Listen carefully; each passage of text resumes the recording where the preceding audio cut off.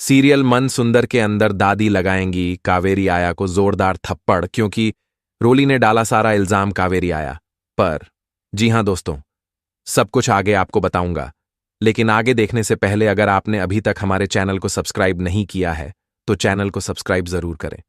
दोस्तों, सीरियल मन सुंदर के अंदर कावेरी आया मतलब कि रूही नाहार को बाहर गार्डन में टहलाने के लिए लेकर जाती है, लेकिन मधुबाला जबरदस्ती यह काम जो है रोली को करने के लिए कहती है और कावेरी आया को वहां से हटा देती है।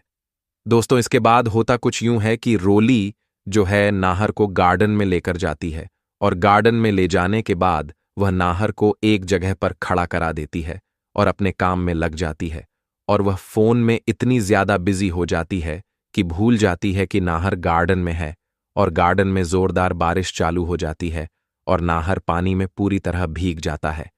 उसके जिस्म पर जितनी भी पट्टियां लगी हुई थीं वह सब भीग जाती है और जैसे ही रूही यह सब देखती है वह फटाक से जो है जाती है और नाहर को पानी में से बचाती है। इसके बाद नाहर की हालत पहले से भी ज्यादा खराब हो जाती है और नाहर की हालत इतनी ज्यादा खराब हो जाती है लेकिन रोली को इसके बारे में जरा भी पता नहीं लगता। जिसके बाद यहां पर दादी जो है सारा गुस्सा कावेरी आया पर निकाल देती है और कहती है कि यह तुम्हारी जिम्मेदारी थी, तुमने इसका सही से ध्यान क्यों नहीं रखा। और साथ ही यहां पर दादी जो है कावेरी आया पर बहुत ही ज्यादा गुस्सा होती है और उसे थप्पड़ तक मार देती है। जिसके बाद कावेरी आया मतलब कि रूही कहती है कि मैंने कुछ नहीं किया, उल्टा के मैं गार्डन में घुमाने ले जा रही थी, लेकिन रोली ने जबरदस्ती जो है मुझसे गाड़ी ली और वह घुमाने को ले गई।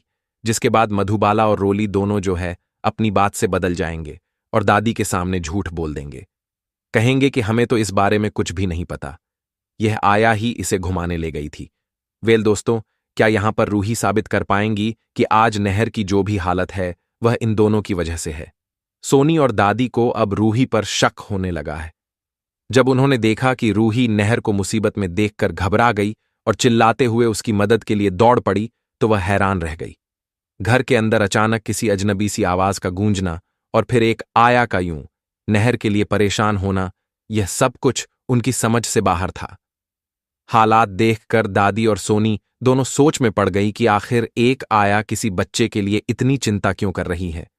रूही किसी तरह नहर को बिजली के तार से बचाकर घर के अंदर ले आने में तो कामयाब हो गई, लेकिन अब उसकी मुश्किलें और भी बढ़ चुकी हैं। अब उसके लिए सबसे बड़ी चुनौती यही है कि अपना सच दादी और सोनी के सामने आने से कैसे रोके, क्योंकि अगर उसकी असलियत सामने आ गई तो उसे नहर से दूर कर दिया जाएगा और यही बात उसे सबसे ज्यादा डराती है। रोली ने अपनी आंखों से देख लिया है रूही और नाहर को गले लगते हुए। दरअसल यहां पर रोली अपने कमरे में अचानक से आ रही होती है तो उसे याद आता है कि उसे तो नाहर के पास जाना है, नहीं तो दादी को कहीं शक हो जाएगा कि उसने दौलत के लिए शादी के लिए हां किया था। और जब वह यहां पर नाहर के कमरे में मीन्स कि यहां पर सोनी के कमरे में जाती है तो अचानक जाकर के देखती है कि वहां पर रूही नाहर को गले लगा रही थी और कह रही थी कि आपकी रूही आ चुकी है और अब सब कुछ ठीक हो जाएगा। इसके बाद यहां पर ओली जो है वह नाचने लगती है, उसके पांव तले जमीन खिसक जाती है और वह पागल सी हो जाती है।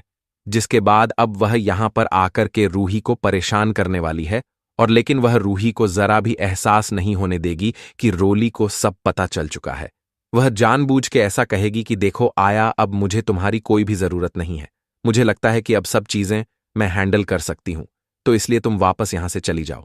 जिसके बाद वह जानबूझ करके यहां पर रूही का आइडेंटिटी कार्ड वगैरह सब चीजें जो है वह कंफर्म करने लगेगी, जिसके बाद रूही फंस जाएगी।